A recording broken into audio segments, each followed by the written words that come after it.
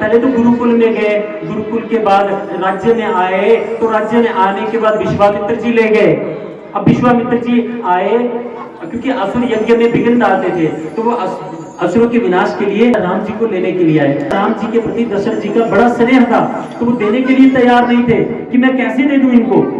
तो क्या हुआ, उन्होंने क्या किया कि भरत जो है, भरत और राम जी की शक्ल इतनी मिलती जुलती थी, अगर दोनों खड़े हो जाए तो कोई पहचान नहीं सकता।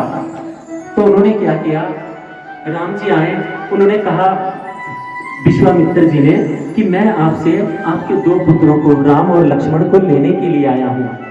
राजा कहते हैं कि मैं बहुत प्रयोग पहले सहन कर चुका हूँ, गुरुकुल में इतने वर्ष लगा के आए और आज कल परसों भी पहुंचे हैं और आप ले जाने के लिए आए, ये गलत है। मैं राम जी को नहीं ले सकता, आप लक्ष्मण को ले जाओ, शत्रुघ्न को ले जाओ, भरत को ले जाओ, सब किसी को भी ले जाओ, और ये बड़े प्रतापी हैं, युद्ध में ये असुरों का संहार कर देंगे।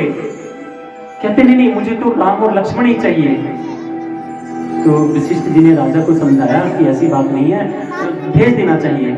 एक रामायण में तो ये वर्णन आता है कि उन्होंने क्या किया, भरत को राम की जगह भेज दिया, विश्वामित्र जी के साथ किसको भेजा, लक्ष्मण जी और भरत जी को। अब वहां से चल रहे हैं, विश्वामित्र जी के मन में आया कि राजा दशरथ ने जल्दी मानने नहीं चाहिए, मान कैसे गए। वो बोलते हैं परखने के लिए राम, अब राम को ही वो भरत जी को ही राम जी समझ रहे हैं, तो कहते हैं राम जी एक काम करते हैं ना, हम ऐसा करते हैं, एक रास्ता है वो बड़ा छोटा है लेकिन उसमें भयंकर असुर हैं, उनका वध करना पड़ेगा, तो आगे उस ओर से जाना पड़ेगा। और दूसरी ओर है रास्ता बड़ा लंबा है लेकिन वो सुरक्षित है, तो उस रास्ते से जाया जा सकता है, तो बताओ किस रास्ते से चलें। अब भरत जी तो भरत जी हैं, वो कहते हैं गुरुवर क्यों ऐसे ही असुरों का संहार करना, हम बड़े वाले रास्ते से चलते हैं। बस विश्वामित्र जी के दिमाग में खटक गया कि ये निश्चित ही भरत जी ही होंगे। पहले मुझे बताओ तुम कौन हो। कहते ऋषिवर मैं तो, पिताजी ने क्या कह के भेजा, पिताजी ने राम कह के भेजा। अब वो झूठ भी नहीं बोलते, मैं तो भरत हूँ। कहते मैं पहले ही समझ गया, अगर तुम राम होते तो कहते मैं असुरों का संहार करूंगा और इसी रास्ते से असुरों का संहार करते हुए जल्दी जाएंगे, लेकिन तुमने लंबा रास्ता और शांति का रास्ता चुना, मैं पहचान गया तुम भरत हो। तुरंत गए वापस, राजन मैंने तुमसे राम को मांगा है।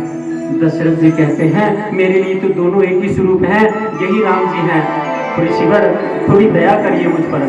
कहते हैं अगर जिंदगी में निखरना हो तो दया का भाव नहीं होना चाहिए। अपने पुत्रों को बड़ा सुकुमार बना के रखोगे तो भविष्य में समस्याओं से जूझ नहीं पाएंगे, इसलिए वन में जाकर असुरों का संहार करने दो। राजा दशरथ जी ने दिल पर पत्थर रखकर राम जी को विदा किया। वहां से जब आए, अगले दिन राज्याभिषेक होने की तैयारी हो रही है। अब देवता प्रकट हुए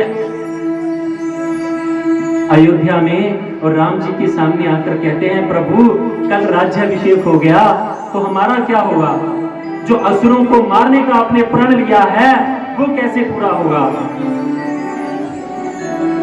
भगवान कहते हैं कोई बात नहीं, मैं कोई युक्ति लगाता हूं, आप निश्चिंत रहिए।